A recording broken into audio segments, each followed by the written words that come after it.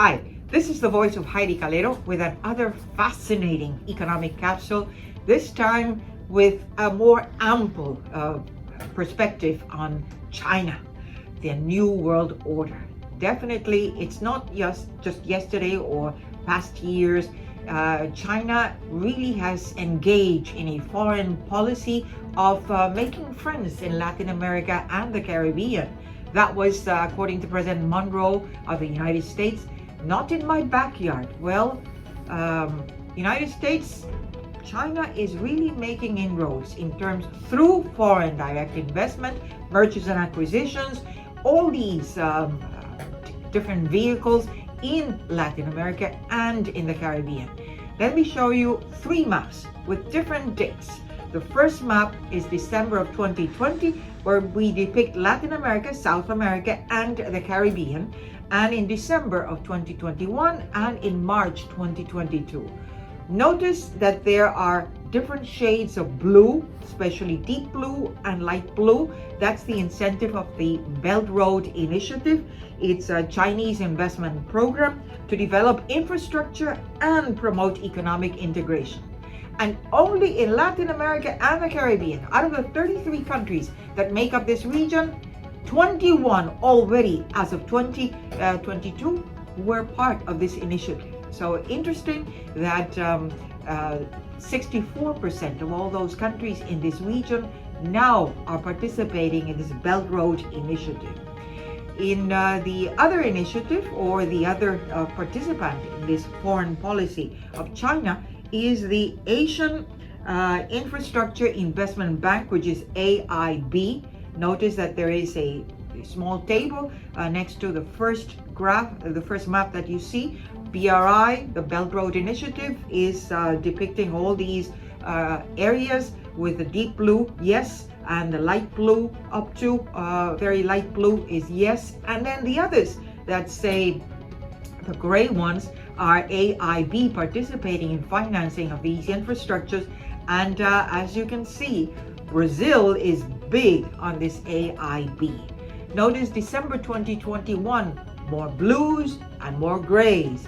And now notice March of 2022, definitely Argentina here, we have Ecuador, we have Bolivia, we have Brazil, we have many islands in the Caribbean participating both in the Asian Infrastructure Investment Bank as well as the Belt Road Initiative. And why is China so interested in Latin America?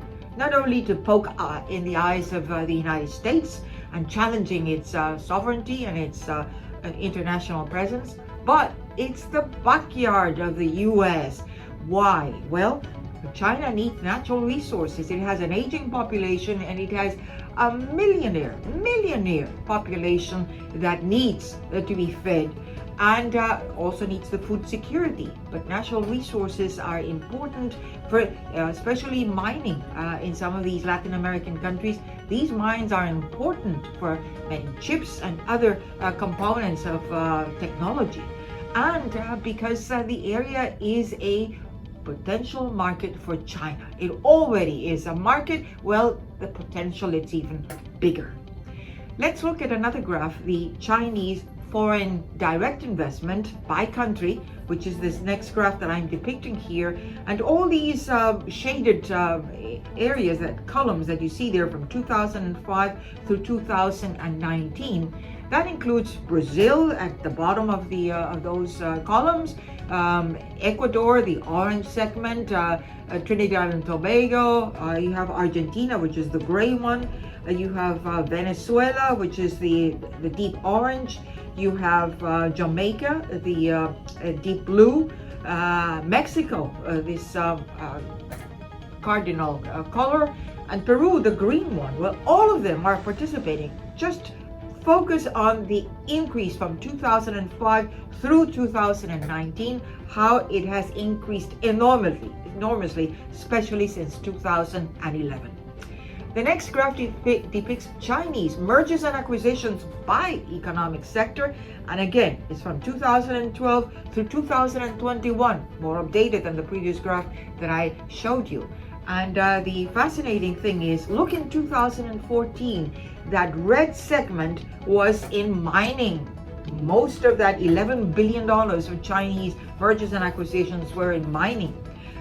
Move forward to 2017, and now we have electrical infrastructure projects, and that's enormous. Out of $17.5 billion in 2017, it's the largest share. And if you notice what happened in 2018, 19, 20, and even 21, predominantly we have seen more of this energy infrastructure project.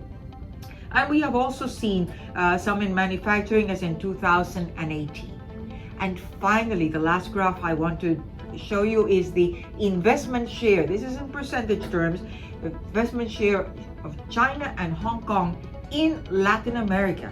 And it's all these columns depict different periods, 2005, 2009. This 4-year period is the first two columns that you see there. Mergers and acquisitions is the purple color.